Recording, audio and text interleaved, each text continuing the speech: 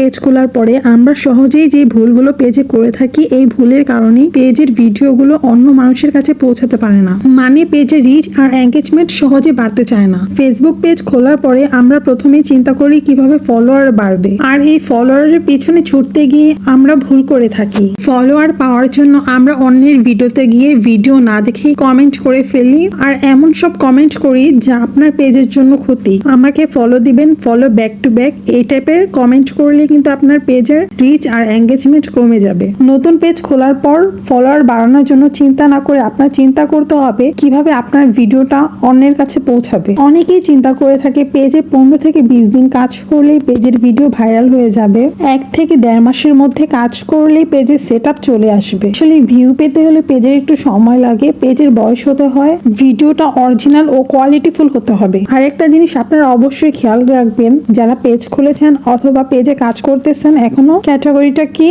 আপনি যদি আমার মতো রান্না বান্নার ভিডিও বা ব্লগ আপলোড করেন তাহলে আপনারা ক্যাটাগরি দিবেন পার্সোনাল ব্লগ বা ব্লগার। আপনি যদি এখন এইসব ভিডিওতে ডিজিটাল ক্যাটাগরি বা অন্য সব ক্যাটাগরি ইউজ করেন তাহলে আপনার ভিডিও মানুষের কাছে পৌঁছাবে না। পেজে ক্যাটাগরিটা কিন্তু খুবই ইম্পর্টেন্ট। পার্সোনাল ব্লগ ক্যাটাগরিটা দিলে আপনার রান্না বান্নার ভিডিও এবং অন্য সব অনেক ধরনের ভিডিও দিতে পারবেন, এতে কোনো প্রবলেম হবে না। অনেককে আবার দেখি ভিডিও আপলোড করার সাথে সাথে ভিডিও শেয়ার দেয়, মানে শেয়ারটাকে অনেক গুরুত্বপূর্ণ মনে করে। ভিডিও আপলোড করার সাথে সাথে 40-50টা গ্রুপে শেয়ার দেয়, অথচ 20-30টাও ভিউ হয় না। আপনার লাইক কমেন্টের তুলনায় আপনার শেয়ারের সংখ্যা যদি বেশি হয় তাহলে ফেসবুক বুঝে যাবে যে আপনি নিজে প্রমোট নিজেই করতে চাচ্ছেন। এই ক্ষেত্রে কিন্তু আপনার পেজের রিচটা কমে যেতে পারে। অনেকের পেজে দেখে থাকবেন শেয়ারের মাধ্যমে অনেকে লাইক কমেন্ট আনতেছে, মিলিয়ন ভিউ আনতেছে এবং কি মনিটাইজেশনও পেয়েছে। একটা সময় দেখা যাবে মনিটাইজেশন পাওয়ার পর হঠাৎ একটা ভিডিও দিল আর ভিডিওটা শেয়ার না করলো, তখন কিন্তু ওই ভিডিওতে ভিউ আসবে না, আর তখনই ফেসবুক বুঝে যাবে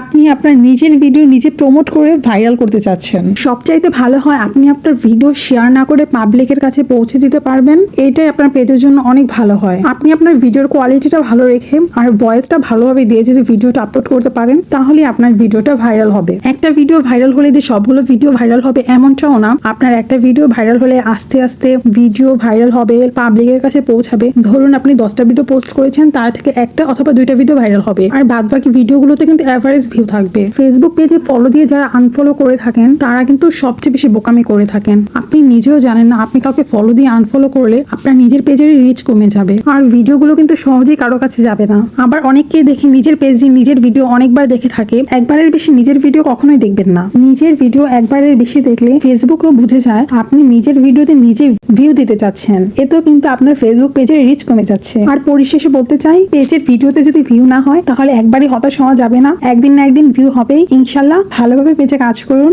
ইনশাল্লাহ সফলতা পাবেন।